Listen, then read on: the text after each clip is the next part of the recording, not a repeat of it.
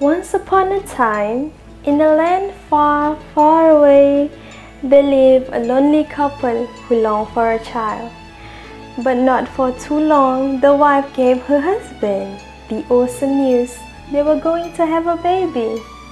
One day, the wife saw a beautiful garden full of fresh vegetables, but it belonged to a wicked witch. Sadly, the garden was protected by a high wall with barbed wire on top, as the witch who lived there wanted no one in her garden.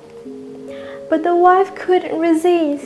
She was craved for their fresh vegetables, so the husband sneaked in, took some fresh vegetables, because the husband worried. As the wife told him, "I think I will die unless I could have some of the vegetables." But the witch caught him. The witch glared at him and said, "How dare you steal from my garden?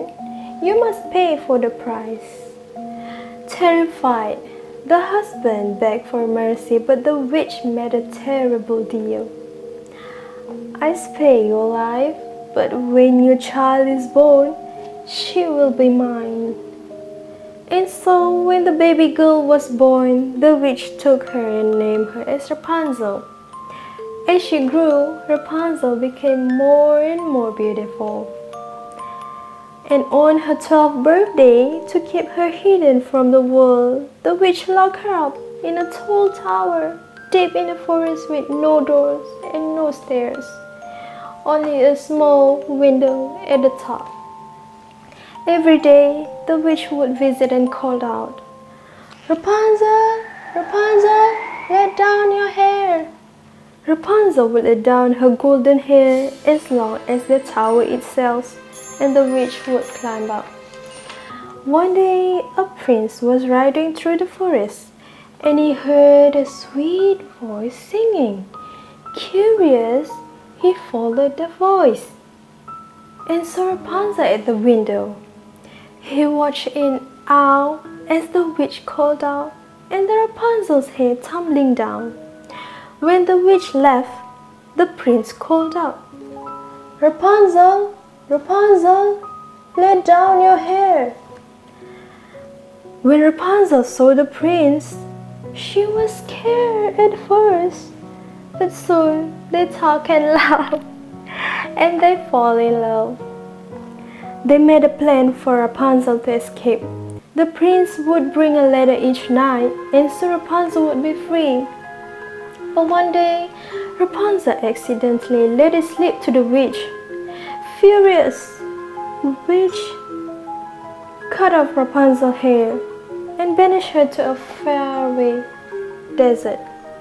When the prince came that night, the witch let down Rapunzel's cut hair. The witch said, "You'll never see her again."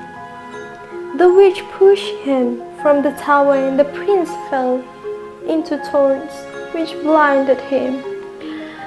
For months, the prince wandered blind, calling for Rapunzel. One day in the desert, he heard her sweet voice. They ran and hugged each other. Then Rapunzel cried. One of her tears fell on his face, and a miracle happened. His sight was restored. "Oh, I am happy to see you again," said the prince. Another miracle happens. Rapunzel's hair grew back as long and shiny as it had been.